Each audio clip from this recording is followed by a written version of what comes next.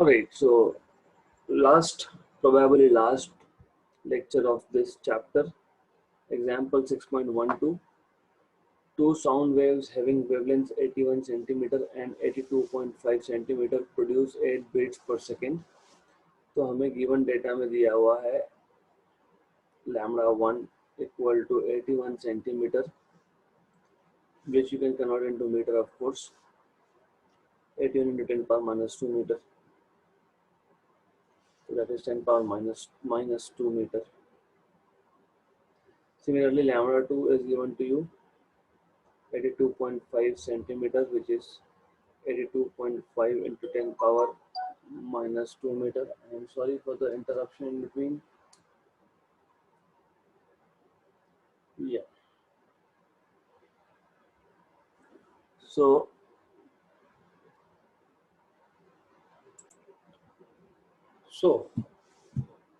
आपको बोला गया है कि ये तो जो साउंड वेव्स है दे प्रोड्यूस 8 बीट्स पर सेकेंड. देखो, अगर आपको याद होगा, बीट फ्रिक्वेंसी हमारे पास जो था वो n1 माइनस n2 ऐसा हम लोग बोलते हैं बीट फ्रिक्वेंसी को, if you remember theoretical part correctly. The beat frequency is simply the difference of frequency between two sound waves. हमने जब theoretical part किया था तो ये ऐसा क्वेश्चन आया था. But the question here is, अभी n1 minus n2 equal to beat frequency लिखें या फिर n2 minus n1 equal to beat frequency लिखें, right? Basically beat frequency is nothing but the difference between two, okay? The difference between two frequencies ऐसा होता है वो. तो सबसे पहले चेक करना पड़ेगा हमको कि n1 ग्रेटर है या n2 ग्रेटर है. हमको पता है n is proportional to 1 by lambda, है ना. n is v by lambda, n equal to v by lambda. तो क्योंकि यहाँ पे lambda 1 is less than lambda 2, इसका मतलब n1 is greater than n2, क्योंकि इनवर्सली प्रोपोर्शनल है, right. Therefore I can write given data में n1 minus n2 is equal to 8 beats. तो पहले चेक करना पड़ेगा कि कौन सा ग्रेटर है, ओके, राइट. तो now it is very easy. Lately move to solution. हमको स्पीड बोला है, speed of sound in air. तो हमको पता है n1 will be v by lambda 1, n2 will be v by lambda 2, that is equal to 8. v will be just outside, 1 by lambda 1 minus 1 by lambda 2 equal to 8. And then you can just substitute the values. Okay, पहले cross multiply कर लो. lambda 2 minus lambda 1 upon lambda 1 into lambda 2 is equal to 8. So v is nothing but 8 lambda 1 lambda 2 upon lambda 2 minus lambda 1.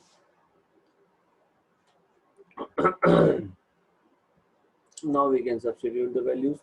8 times of lambda 1, that is 81 into 10 power minus 2.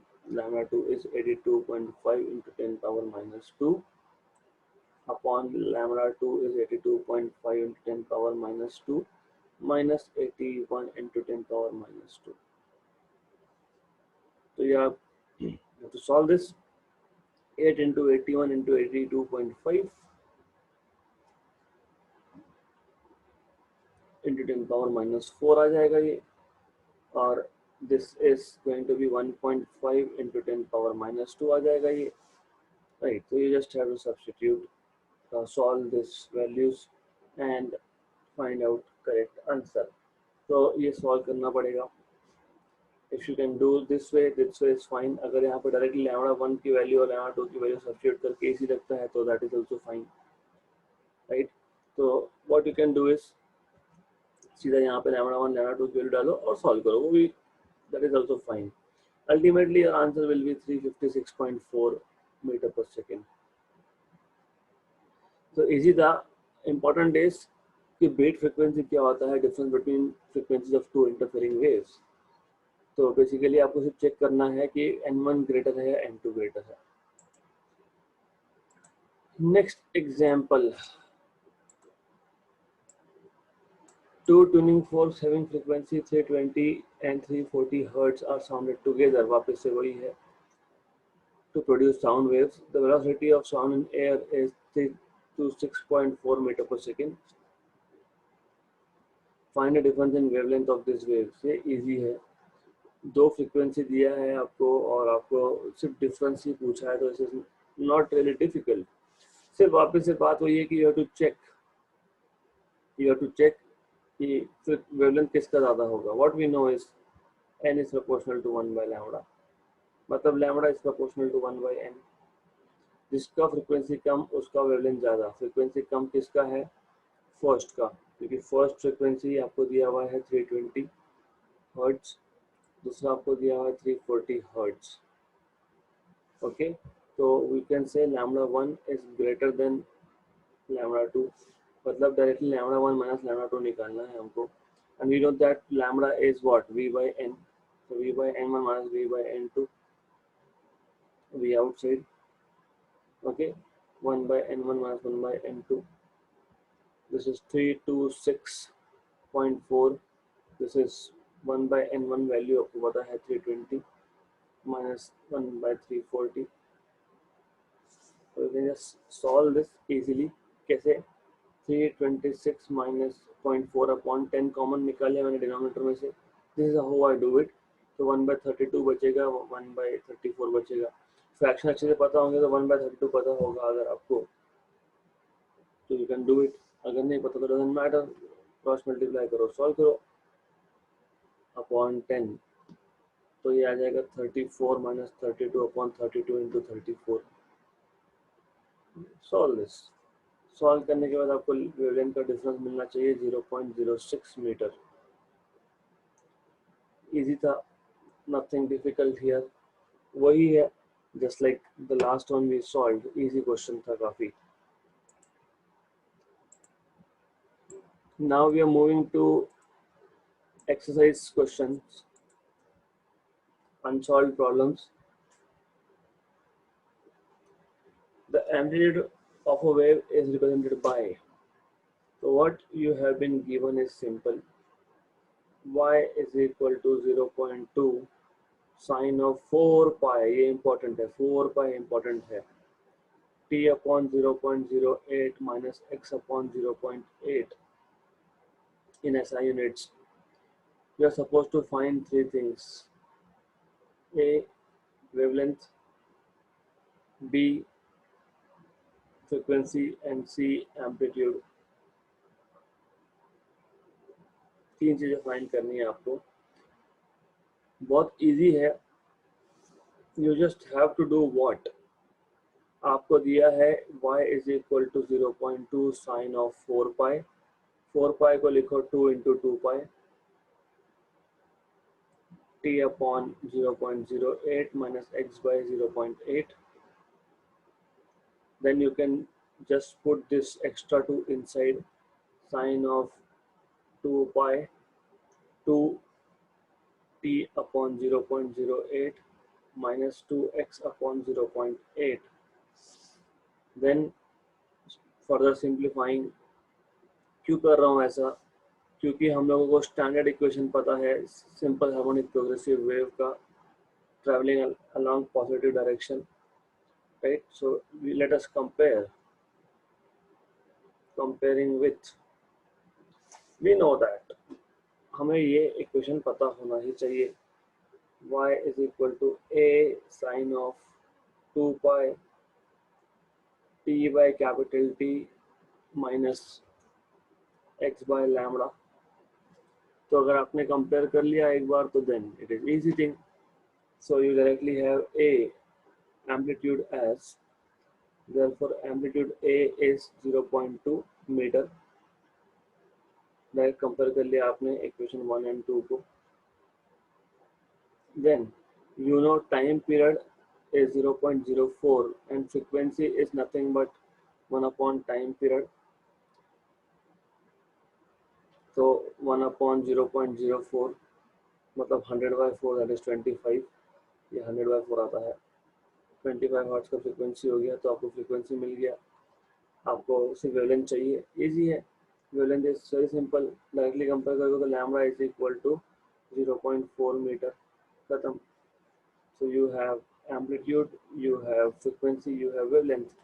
तो सिर्फ हमको क्या करना था, जो standard form हमको पता है वो लाना था, और उस स्टैंडर्ड फॉर्म में लाने के बाद you just had to compare. That's it. Next question, question number 10. A wave of frequency 500 hertz is traveling with a speed of 350 metre per second. तो गिवन में दिया है हमको frequency 500 hertz, speed 350 metre per second. Find करने के लिए बोला है फर्स्ट फेज डिफरेंस, मतलब फाइ से डिनोट करते हैं हम लोग, between two displacement at a certain point. Okay, at time 1 millisecond apart. 1 millisecond apart, 1 millisecond मतलब 10 पावर माइनस 3 सेकेंड होता है.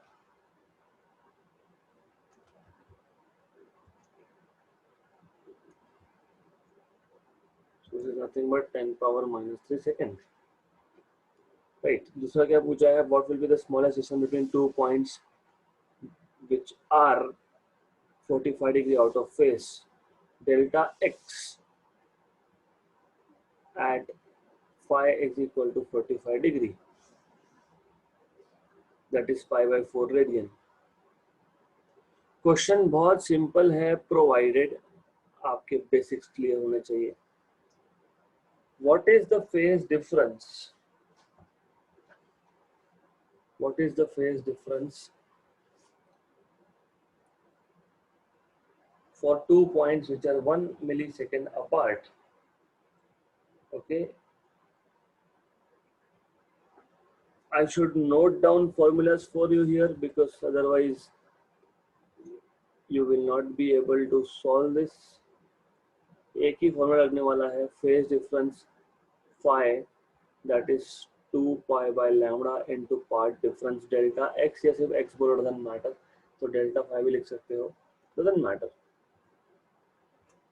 ओके, तो यू कैन इधर डिनोट बाय एक्स और डेल्टा एक्स, कोई फर्क नहीं पड़ता. ऐसे लिख देता हूँ मैं. अब according to the first part of this question, आपको बोला है what is phase difference, what is delta phi for 2 point which are 1 millisecond apart. तो मतलब मुझे डेल्टा फाई अगर फाइंड करना है तो 2 pi by lambda delta x चाहिए. But you should know what is delta x. Delta x nothing but velocity into time. क्यों? Distance क्या होता है? Velocity into time. तो you should know this, you must know this.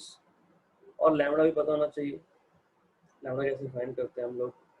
v is equal to N lambda, lambda is v by N. तो मुझे मिल जाएगा delta phi is equal to 2 pi v t. v is equal to n lambda, so lambda is v by n. Okay, so you should know this. Cancel cancel, तो ये आ जाएगा 2 pi N T, मतलब ये omega T ही होता है basically. तो 2 pi n, n is 500 and t is 0.10 पर minus 3. तो 500 into 10 पर minus 3 0.5, 0.5 into 2 is 1, so that is pi. तो आ गया आपका आंसर पाई. बाकी कहीं पे अगर आपको तो सॉल्यूशन मिलेगा तो बहुत लेंदी तरीके से दिया हुआ है, which is not a correct way of doing it. बहुत सिंपल है ये.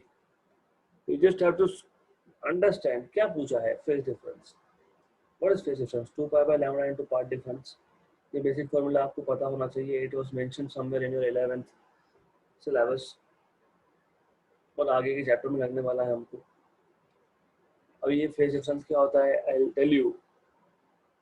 The thing is, first thing is what is phase. मैंने बताया भी था, मैं वापस बता देता हूँ. एग्जाम्पल, हमारे पास एक वेव है, ये एक ओरिजिन का पॉइंट है, और अगर आपको याद होगा तो मैंने लिया भी था, ये एक पॉइंट है, let us say a point which is at a path difference of x और डेल्टा एक्स, जो भी बोलो, That is part difference, right? You can actually write this part difference in terms of angle. क्यों? क्योंकि phase अगर याद होगा आपको, what is phase of a wave? Phase of a wave मतलब देखो, अगर मैं वेव का ये पॉइंट लेता हूँ तो this point is making some angle with respect to origin. मैं अगर ये पॉइंट लेता हूँ तो it is making some other angle with respect to origin. तो any point on the wave can be represented in terms of angle. तो दो points है तो both can be represented by some angle. Origin तो zero ही होगा because we start measuring angle from origin and a point will have some phase। तो आप एक वेव पे किसी भी दो पॉइंट को या तो डिस्टेंस या तो एंगल मतलब फेज डिफरेंस से डिनोट कर सकते हो। तो that general formula for converting phase difference to path difference is this. ये आपको पता होना चाहिए। You should know this. It is important for you to know this. Anyways, B. What will be the smallest distance between two points which are 45 degree out of phase? वही है smallest distance, मतलब अभी delta x पूछा है तो delta x क्या आएगा आपका? Lambda by 2 pi into delta phi. Okay, just a minute.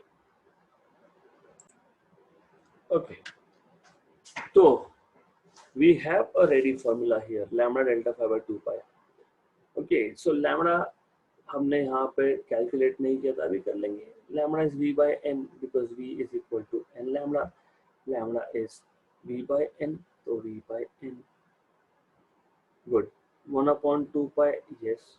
Delta phi 45 degree दिया है मतलब पाई बाय 4 बोला है, yes। Cancel cancel. v is given to you 350, n is given to you 500 और नीचे तो 8 है ही यहाँ पे 8। ये भी इजी है। 5 7 जा 5 10 जा 7 by 80। 7 by 80 is 0.0875 मीटर, तो 8.75 सेंटीमीटर आ गया आंसर। तो you have to know, you must know formulas, that's it, और कुछ भी नहीं है यहाँ पे। Next, a sound wave in a certain fluid medium is reflected at an obstacle to form a standing wave। A sound wave is getting reflected from an obstacle and it is forming a standing wave। The distance between two successive nodes is, सबसे पहले आपको पता होना चाहिए that distance between two successive nodes, that is, let us say x is lambda by 2। Okay, that is given to you as 3.75 centimeter। मतलब what is given to you is lambda is equal to 3.75 into 2 centimeter, that is 3.5 का double 7, 7.5, 7.5 centimetre, that is 7.5 into 10 power minus 2 meter। Okay, velocity of sound is given to you 1500 meter per second। You are supposed to find out frequency, that is n, and it is simple। Why simple? Because v is equal to n lambda, so n is equal to v by lambda। 1500 upon lambda is 7.5 into 10 power minus 2। मैं ऐसा करूँगा इसको, I'll write it down like 1575 into 10 power minus 3, 1 जा and 20 जा, ये 10 power minus से ऊपर जाएगा तो 20 into 10 power plus 3 हर्ट्ज, तो 20 किलो हर्ट्ज, तो 20 किलो हर्ट्ज। Simple question. सिर्फ आपको बताना चाहिए that distance between two successive nodes is lambda by 2, तो वहां से लैम्बडा मिल जाएगा हम लोगों को। Next question, two sources of sound are separated by a distance of 4 meter। They both emit sound with same amplitude and frequency। right? There are two sources of sound that are separated by 4 meter. Okay, what I can do is I should give you this as an assignment.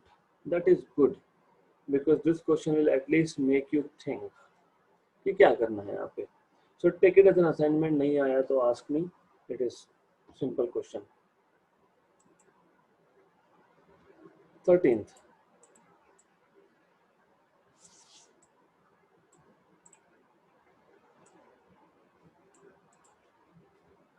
Two sound waves travel at a speed of 330 meter per second.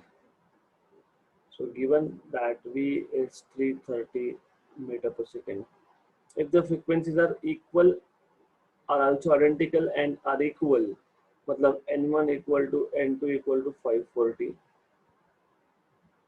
what will be the phase difference between the waves at points? So at points x1 is 3.5 meter apart from the first source and x2 is 3 meter apart from the second source. तो easy है, एक sound source 3.5 metre पे है, एक source 3 metre पे है, तो दोनों साउंड सोर्सेस का पाथ डिफरेंस होगा x1 minus x2, that is 3.5 minus 0.5 minus 3, तो 0.5 मीटर का डिफरेंस है पाथ में. क्वेश्चन में बहुत सिंपल है. कैसा है, आपको पूछा है what will be the phase difference between two waves at a point 3.5 metre from one source and 3 metre from other source. Easy है. मेरे पास अगर दो सोर्सेस है S1 S2, यहाँ पे एक पॉइंट है, any point, let us say any point here, some point here. ये पॉइंट जो है यहाँ से 3.5 मीटर पे है और यहाँ से 3 मीटर पे है. तो what is path difference between these two waves arriving at point P from S1 S2? 3.5 minus 3. दो वेव्स अगर एक पॉइंट पे पहुंच रहे हैं तो पाथ डिफरेंस क्या होता है? दोनों वेव्स ने जितना पाथ ट्रेवल किया उसका डिफरेंस. तो 3.5 माइनस 3, तो डेल्टा एक्स मिल गया. राइट, आपको फाइंड क्या करना था? What will be the phase difference, मतलब delta phi. Okay, this is not really a difficult question, very simple thing. How do you find out delta phi? मैंने अभी भी बताया था, 2 pi by lambda times of path difference. Solution is very simple. Delta phi is 2 pi by lambda times of delta x. That is equal to 2 pi by lambda. Lambda is v by n. मैंने बताया v is equal to n lambda, तो lambda is v by n. तो v n delta x. 2 pi n. Frequency कितना बोला है? 540. Delta x कितना दिया है? 0.5. अपॉन v कितना है? 330. इजी है. 0.5 into 2 is 1, मतलब पाई आ गया. तो 540 pi upon 330, that is 1.64 pi.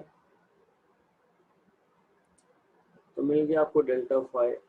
Path difference mill, phase difference मिल गया आपको 1.64 पाई. क्या था? नथिंग, कुछ भी नहीं था क्वेश्चन में, एब्सोल्युटली नथिंग. तो बस इतना ही सॉल्व करना था आपको. Next question.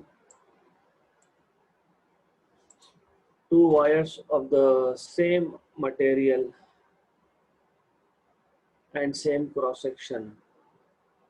जब ऐसा बोला हो ना, same material same cross section, तो डेंसिटी कांस्टेंट होता है mass per unit length. Linear density constant होता है. तो m इज कांस्टेंट, मतलब m1 इक्वल टू m2, ऐसा बोलने का मतलब है. One wire is loaded with 1.5 kg. तो tension in the first wire is, how do you find out tension? Tension is what? mg. तो m1g मतलब 1.5 टाइम्स ऑफ g. तो मैं सिर्फ m1 यहाँ पे कैपिटल डिनोट करता हूँ, नहीं तो आप स्मॉल m1 मतलब मास पर यूनिट लेंथ में और कैपिटल M मतलब mass attach to a string में कंफ्यूज हो जाओगे. तो this is nothing but mass per unit length, मतलब लीनियर डेंसिटी की बात हो रही है. And this is 1.5 g. मैं अभी g के लिए सब्स्टिट्यूट नहीं करने वाला बिकॉज समझेगा आगे, it will cancel out anyways. T2 is 6 m2g, मतलब that is 6g. Vibrating length of first wire L1 is 60 centimeter, and fundamental frequency of vibration, ये important है, and its fundamental frequency of vibration is same as that of second wire. मतलब पहले wire का और दूसरे wire का fundamental frequency same है, मतलब basically it implies that fundamental frequency n is also a constant. Calculate the vibrating length of the second wire. Second wire का length find करो, vibrating length find करो. Formula बहुत simple है. You have learned about vibrating strings that n is equal to 1 upon 2L root of T by m. Solution आपके ऊपर है, आपको कैसे सॉल्व करना है, but I normally do in a way of proportionalities. तो हमको पता है n is 1 upon 2L root of T by m. तो मैं इसको बोल सकता हूँ L is equal to 1 upon 2n root of T by m, and then I can say L is proportional to root of T. Why? Because n and m are constants. इसका मतलब L2 by L1 is equal to under root of T2 by T1. Therefore, L2 is under root of T2 by T1 times of L1. मतलब ये आ जाएगा आपका basically, अगर आपने convert किया होता तो 0.6 मीटर हो जाता ये. तो T2 by T1, you already know T2 is 6G and T1 is 1.5G and L1 is 0.6.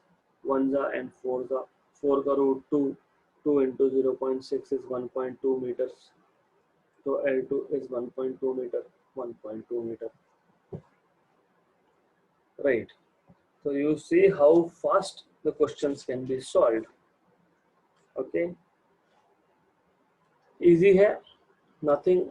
You just have to understand the question, that what is given to you and what they're asking.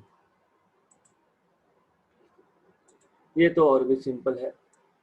इतना simple है कि I would want you to do it as an assignment.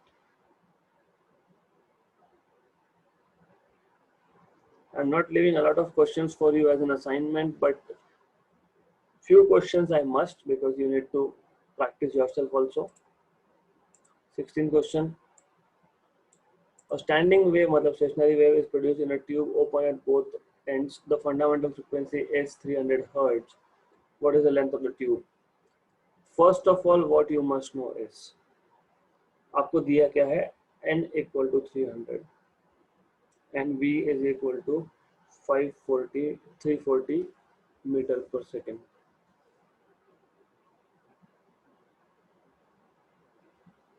Right. Then you're supposed to find out what is the length of the tube. Then what formula you will be using. आपको पता होना चाहिए fundamental frequency for a pipe open at both ends. Open at both ends is V by 2L, and closed at both one end is V by 4L. ये पता होना चाहिए आपको.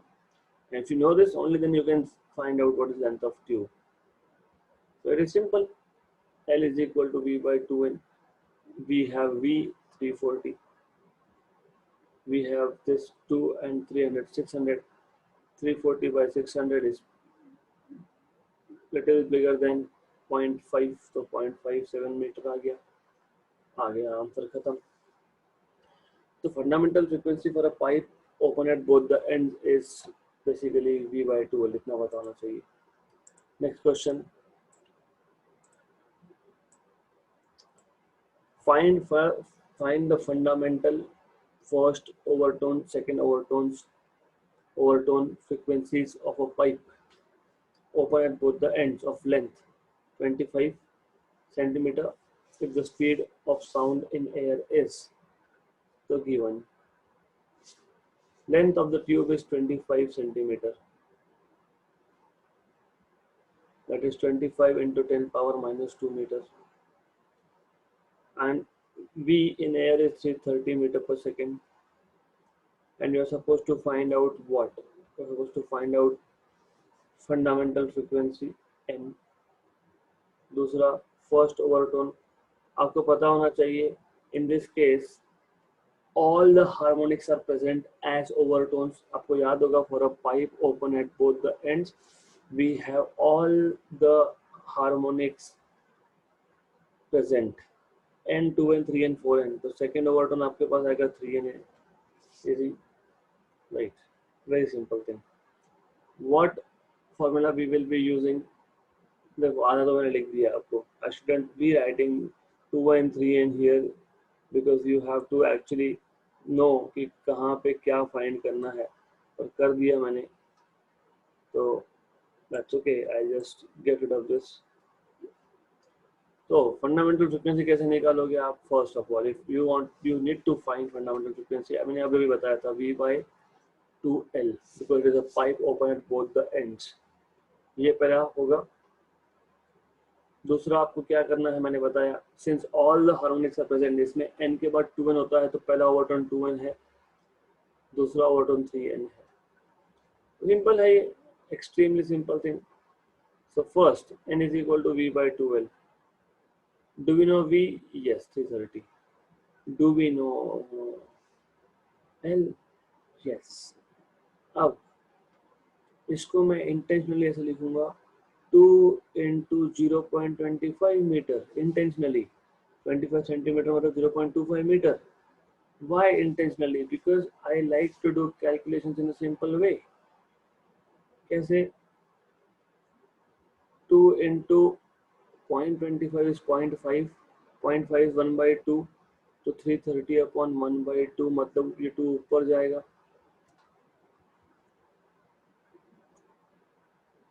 ये 2 ऊपर जाएगा तो 660 हर्ट्ज हो जाएगा आपके पास. Fundamental frequency 660 hertz. यस. दूसरा first overtone that is 2 into 660, that is 1320 hertz. Yes. C, second overtone is 3n, 3 into 660, that is 1980 hertz, and done. Simple question. Next, a pipe open at both the ends has a fundamental frequency of 600 hertz. The first overtone of a pipe closed at one end, first overtone of a pipe N1 of a pipe closed at one end, N1C. So N1C is first overtone of pipe closed at one end.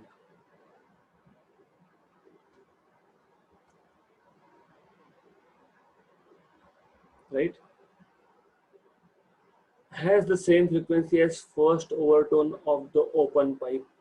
So N10, first overtone of open pipe.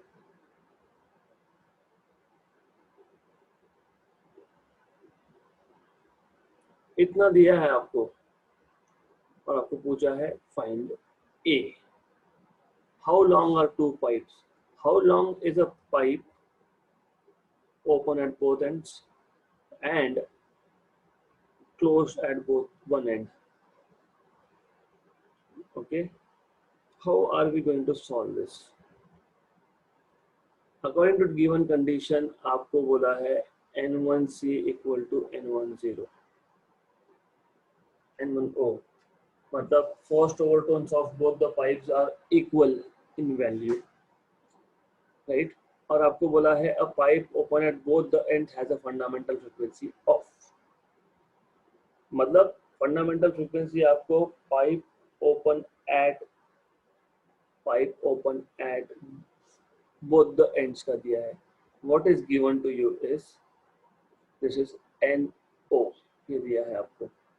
What you should remember is for a pipe open at both the ends NO, fundamental frequency is V upon 2L.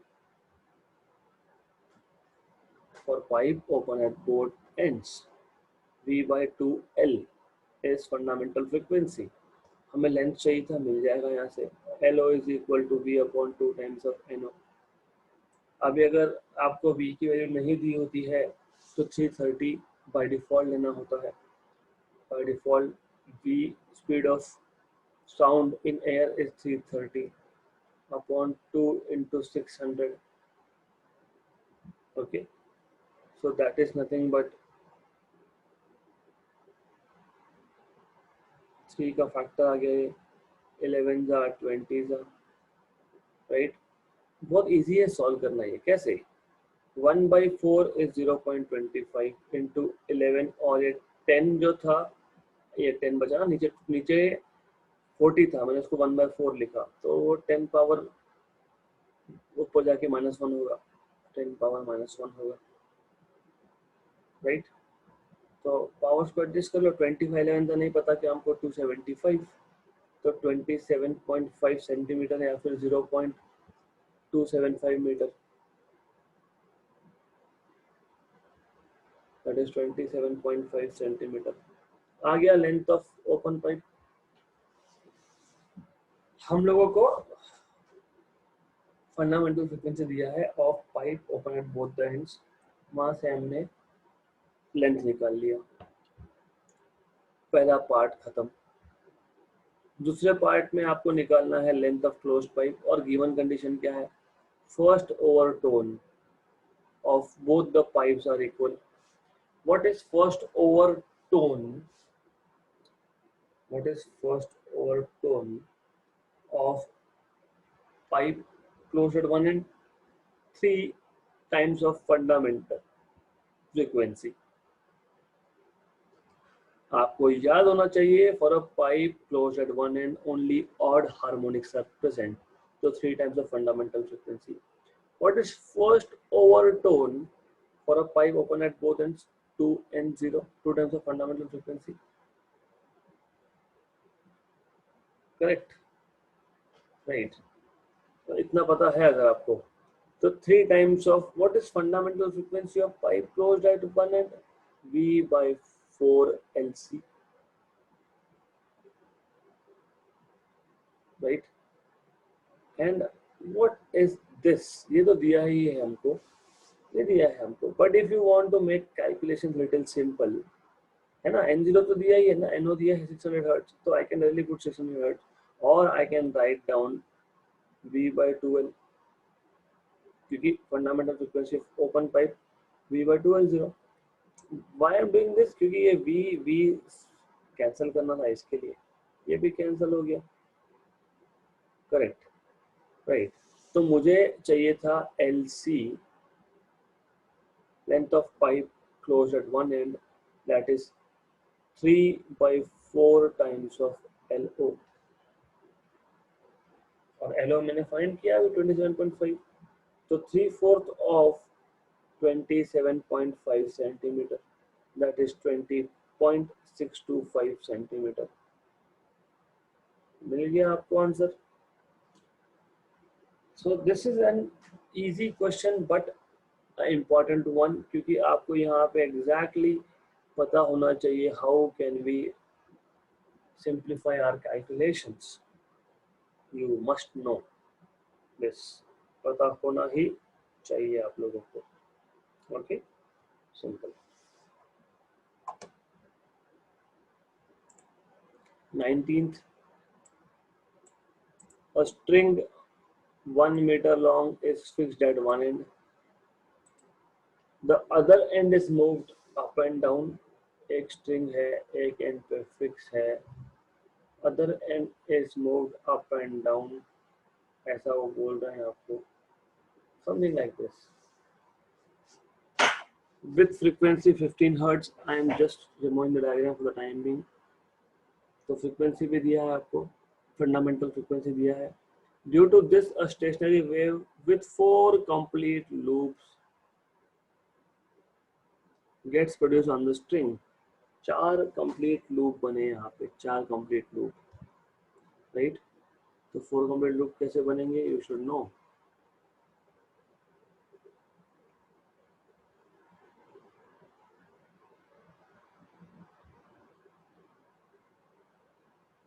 ऐसे 4 complete loop बने। अब देखो क्या है, ये 1, ये 2, ये 3, ऐसा रिफ्लेक्ट होके आएगा ना वापस से wave, doesn't matter if you show antinode at a rigid and, कोई फर्क नहीं पड़ता वैसे। तो ये 3 लूप और ये हाफ यहाँ पे और हाफ जहाँ से हम लोग वेव को अंदर भेज रहे हैं सोर्स वेव का वहाँ पे, टोटल 4 लूप बने। Doesn't matter how you are drawing it, doesn't matter. Okay, find the speed of the progressive wave which produces a stationary wave. वैसे ये सब करने की जरूरत ही नहीं थी और मेरे ख्याल से तो आंसर भी गलत दिया हुआ है। क्यों? क्योंकि आपको गिवन क्वांटिटी में क्या दिया है? I would say given quantity is nothing but fundamental frequency because you are vibrating it. You are supposed to find out speed.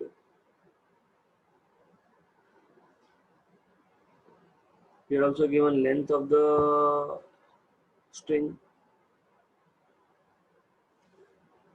और आपको पता होना चाहिए कि 4 लूप मतलब 2 लैम्बडा। ठीक है, चलो वो हम लोग देखेंगे आगे। Then formula v is equal to n lambda होगा, that's it. v is equal to n lambda होगा, नथिंग मोर। सॉल्यूशन इजी है। What I know is 4 loop मतलब, क्यों 4 लूप मतलब 2 lambda? Antinode to node lambda by 2, node to node lambda by 2, node to node lambda by 2, मतलब 3 nodes तो 3 lambda by 2, 4 nodes तो 4 lambda by 2। इसलिए मैंने बोला डायग्राम पे मत जाना, don't even think of diagrams, you need to know basic। 4 loop मतलब डायरेक्ट पता होना चाहिए length is what, you should know this directly. 4 loop मतलब लेंथ इज 2 लैम्बडा, ये पता होना चाहिए। 4 लूप्स तो lambda is equal to L by 2, therefore V is equal to n lambda is equal to n L by 2, n is 15 hertz, length is 1 meter by 2, 7.5 meter per second is the speed, 7.5 meter per second is the speed। okay, ये answer correct नहीं है, you should know this। 7.5 हो गया, question खत्म। A violin string vibrates with fundamental frequency of, आपको fundamental frequency n दिया है 440 hertz. What are the frequencies of first and second overtone, मतलब n1 और n2 पूछा है आपको। सिंपल है। For a vibrating string, violin का स्ट्रिंग मतलब वाइब्रेटिंग स्ट्रिंग, आपको पता है ऑल हार्मोनिक्स प्रेजेंट, मतलब पहला ओवरटोन क्या आएगा 2n, दूसरा ओवरटोन क्या आएगा 3n। और तो क्या है इसमें, सिर्फ एक बार 2 से मल्टीप्लाई करो और एक बार 3 से मल्टीप्लाई करो, हो गया। 880 is first overtone and 1320 is second overtone। हो गया, खत्म। जोक, ये क्वेश्चन अच्छा है। A set of 8 pinning forks is arranged in a series of increasing order of frequencies. Each fork gives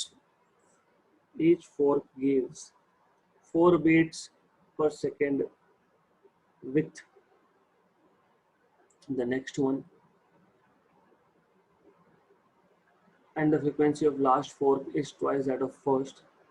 Calculate the frequency of first and last fork। Easy है, हमारे पास tuning fork है 1 2 3 4 ऐसे 8 tuning fork है। पहले का frequency अगर n1 है right, तो दूसरे का n1 + 4 है, जो n2 is n1 + 4। क्यों बोला है ना यहाँ पे, एक तो हमने पहले इंक्रीजिंग ऑर्डर में अरेंज किया, मतलब n2 will be greater than n1, n3 will be greater than n2, n4 will be greater than n3, n5 will be greater than n4 and so on बोला ये। और उन्होंने बोला है कि 4 बीट्स प्रोड्यूस होता है, मतलब क्या, मतलब they were trying to tell you that n2 minus n1 is 4, n3 minus n2 is 4, n4 minus n3 is 4, similarly n8 minus n7 is 4, ऐसा बताने की कोशिश कर रहे थे वो। इसका मतलब they were telling you that n2 is n1 plus 4, n3 is n2 plus 4, n4 is n3 plus 4, and lastly n8 is n7 plus 4.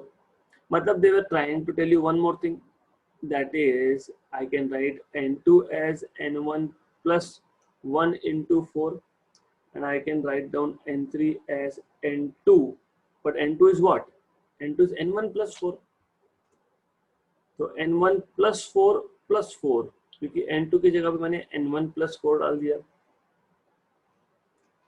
Okay, तो similarly n4 will be n3, but n3 क्या आ गया आपका यहाँ से, तो I can write down this as n2 is equal to n1 plus 1 times of 4, and I can write down n3 as n1 plus 2 times of 4, तो n4 क्या आएगा फिर, n3 plus 4 है ना, n3 क्या है, n1 plus 2 times of 4 plus 4, मतलब क्या, n4 is nothing but n1 plus 3 times of 4, देखो यहाँ पे 4 तो यहाँ पे 3 टाइम्स ऑफ 4, यहाँ पे 3 तो यहाँ पे 2 टाइम्स ऑफ 4, यहाँ पे 2 तो यहाँ पे 1 टाइम्स ऑफ 4, फिर हमारे पास जो लास्ट आने वाला है, last n8 will be n1 plus 7 times of 4. Logic, you have to think in this way. ये सिर्फ गिवन है, गिवन में इतना कुछ है, you see a lot of information was hidden there. और क्या दिया है आपको, और बोला है कि the frequency of last fork is twice that of first, frequency of last मतलब n8 is twice that of n1 first, तो ये इक्वेशन 1, ये इक्वेशन 2, सॉल्यूशन आ गया। फर्स्ट और लास्ट फाइंड करना है ना आपको, तो what we know is as of now that n8 is n1 plus 7 times of 4 मतलब 28 है, और n8 is 2 times of n1, 2 times of n1 equal to n1 plus 7 times of 4, 2 times of n1 minus n1 equal to 7 times of 4, that is 28, तो n1 equal to 28 hertz. आपको मिल गया पहला frequency, right, n1 मिल गया, तो n8 मिल जाएगा, n8 is what, 2 times of n1, तो 2 times of 28, 56 hertz का frequency आ गया आपके पास, खत्म। तो इम्पोर्टेंट था समझना, 8 ट्यूनिंग फोर्स को इंक्रीजिंग ऑर्डर में अगर अरेंज किया गया है और हर 2 कॉन्सेक्यूटिव में 4 बीट्स है, अगर there are 4 beats between any 2 consecutive fork, मतलब n2 is n1 plus 4, n3 is n2 plus 4, n4 is n3 plus 4, ऐसा। फिर सिर्फ मैंने n2 की जगह पे n1 plus 4 डाला, n3 की जगह पे n2 plus 4 मतलब n1 plus 4 plus 4 किया, तो ऐसा करते गए, तो n8 मिल गया n1 plus 7 times of 4, and then you have just substituted for n8 equal to 2 times of n1 and solved it, खत्म हो गया question, right. 22, 23, 24, this should be done as an assignment. So 22, 23, 24, 12 and 15, I have just left 5 examples, 5 numericals for you to solve, and एक या दो theoretical topics, एक तो forced free and forced vibration था, और एक topic था you should do something by your own also. So these are kind of assignment, and this marks the end of chapter Number 6, superposition of waves.